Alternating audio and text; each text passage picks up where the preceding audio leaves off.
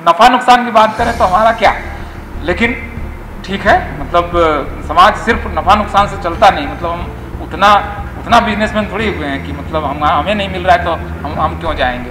बहुत सारे लोग ओबीसी के रोस्टर आंदोलन में वो थे जो ऑलरेडी क्रीमी लेयर में थे, सिर्फ सैलरी इनकम की वजह से नहीं, अपने और पैतृक संपत्ति बिजनेस वगैरह की वजह से वो भी तो थे ना। जो सांसद रहे होंगे उनको तो नहीं मिलना है क्रीमी लेयर की वजह से, वो क्यों थे? तो उनको उनका निजी कोई हित नहीं था, लेकिन थे, आंदोलन करते फिर भी, लेकिन जीत थोड़ी मुश्किल होती।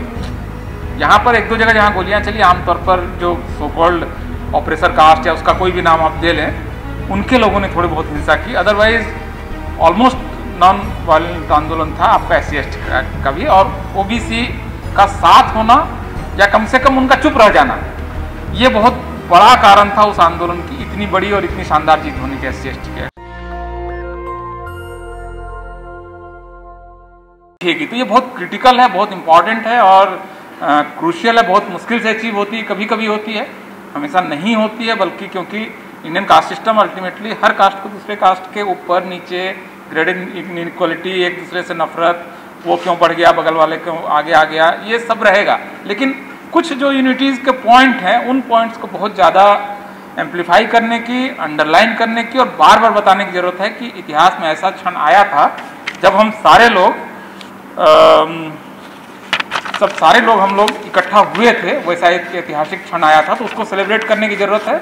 और बस ये कि शानदार, जिंदाबाद, और आप सब लोगों को बहुत बहुत बधाई। बहुत कोई बड़ी जीत इस मामले में नहीं थी कि कोई नई चीज़ अचीव हुई है, बचा लिया हम लोगों ने कुछ वो की जो कि हाथ से निकल रहा था। ये है रोस्टर, मतलब जो था हमारा ही था, हमारे हाथ से छीना जा रहा था, हमने रोक लिया।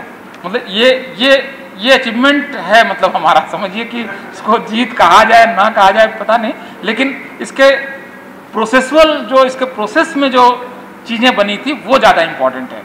मतलब इसमें आपको पहली बार इतनी बड़ी संख्या में, मुझे लगता है कि दिल्ली में शेड्यूल ट्राइब्स के लोग पहली बार इतनी बड़ी संख्या में दिल्ली में थे, रोड पर थे, और अपनी ट्राइबल आइडेंटिटी को वो अपफ्रंट भी कर रहे थे। तो ये बड़ी चीज़ इसकी प्रक्रियाओं में है, बड़ी चीज़ इसके नतीजों में नहीं है, क्योंकि नतीजा ना होता तो ये फिर बड़ा अफसोस होता कि, लेकिन जो हासिल हुआ वो वही था जो हमारे पास ऑलरेडी था।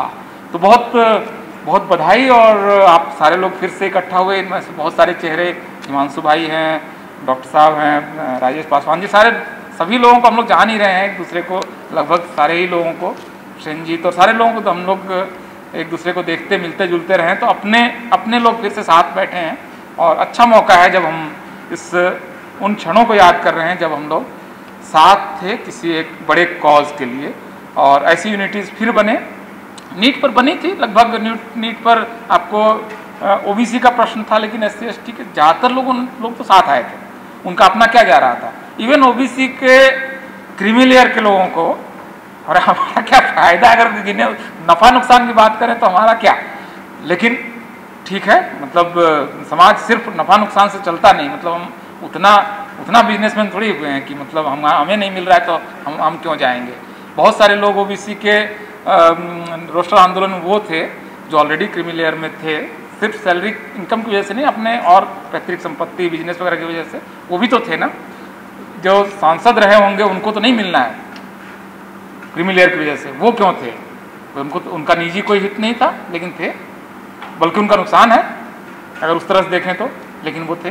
तो ये एक फिलोसॉफिकली देखें तो मतलब एक याद ये कर सकते हैं कि हम लोग कभी साथ थे, इसका मतलब फिर कभी साथ हो सकते हैं। ये रोस्टर आंदोलन ने बताया, ये रोस्टर आंदोलन, रोस्टर आंदोलन 5, 10, 20 हज़ार टीचिंग पोस्ट का मामला नहीं है, मतलब उससे बड़ा है, उससे बड़ा एक फिलोसॉफिकल आइडिया है। और SC/ST एक्ट के समय में भी ओबीसी के लोग साथ थे, क्योंकि कहीं पर भी SC/ST की लड़ाई उस मामले में ओबीसी के साथ नहीं हुई। यूपी में भी आप SC/ST एक्ट का आंदोलन को याद कीजिए कि ओबीसी के लोग लाठी लेकर कहीं पर SC/ST एक्ट के खिलाफ नहीं आए थे, जबकि उन पर SC/ST एक्ट लगता है। तो ये जो एक बड़ा होना, एक उदार होना, एक बड़ा इन द सेंस कि मैं तुमसे बड़ा हूँ वाला नहीं, मतलब खुद को थोड़ा सा ऊपर उठा के देखना कि ठीक है भाई, इनके साथ अत्याचार हुआ है, हमारे भी कुछ लोग अगर अत्याचार कर रहे हैं तो उस पर लग जाएगा SC ST एक्ट, तो लग जाए, लेकिन हम साथ हैं। मतलब ये जो आइडिया है, मतलब एक खुद को एलिवेट करने का, ये बहुत बड़ी चीज़ है। वरना आप कल्पना कीजिए कि SC ST एक्ट का आंदोलन हो रहा होता और यूपी और बिहार का यादव लठ लेकर खड़ा हो जाता, कैसे आंदोलन करोगे? तो आप आंदोलन करते फिर भी, लेकिन जीत थोड़ी मुश्किल होती। यहाँ पर एक दो जगह जहाँ गोलियाँ चली, आमतौर पर जो सो कॉल्ड ऑपरेसर कास्ट या उसका कोई भी नाम आप दे लें, उनके लोगों ने थोड़ी बहुत हिंसा की, अदरवाइज ऑलमोस्ट नॉन वायलेंट आंदोलन था आपका SC ST का भी। और OBC का साथ होना या कम से कम उनका चुप रह जाना, ये बहुत बड़ा कारण था उस आंदोलन की इतनी बड़ी और इतनी शानदार जीत होने के SC ST एक्ट की। रोस्टर में तो तीनों की टांग फंसी हुई थी, तो चलिए यहाँ पर तो एकता का एक कारण है बहुत साफ साफ कि भैया नहीं आओगे तो तेरी सीट जाती है। लेकिन नीट में SC ST का साथ आना और SC ST एक्ट में OBC का साथ आना, ये मुझे लगता है कि बड़ी चीज़ है। इसको प्रिजर्व कीजिए, इसको बचाइए, ये बच जाएगा तो फिर बाकी बहुत सारी चीज़ें हो जाएंगी।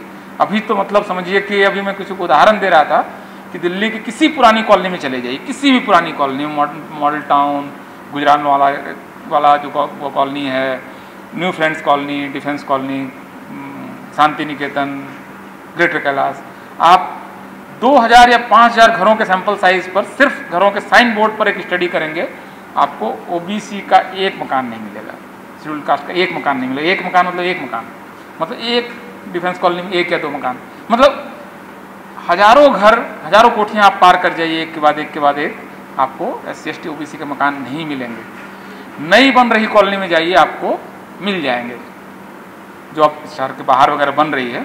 ये हुआ है असल में रिजर्वेशन से, ये हुआ है डेमोक्रेसी की वजह से। ये नहीं होता। किसी शहर में आप चले जाइए, पटना चले जाइए, पुराना शहर देख लीजिए, नहीं मिलेगा आपको। कहीं भी चले जाइए, आप बेंगलुरु चले जाइए, डेक्कन की कॉलोनी देख लीजिए, आप बॉम्बे में फोर्ट के आसपास का जो इलाका है, पुराना दादर है, आप ढूंढ लीजिए OBC का मकान, एक मकान ढूंढ लीजिए, शेड्यूल कास्ट का एक मकान ढूंढ लीजिए। तो ये डेमोक्रेसी ने अचीव कर लिया है हमारे लिए कि अब इन जगहों पर हम लोगों की एंट्री, और इसको अगर हम साथ रहने का, कम से कम कुछ मुद्दों पे साथ आने का, बाकी समय लड़ते रहने का भी अगर हमने अचीव कर लिया, तो कुछ और बड़ी चीज़ें आगे चलकर हम लोग अचीव कर सकते हैं।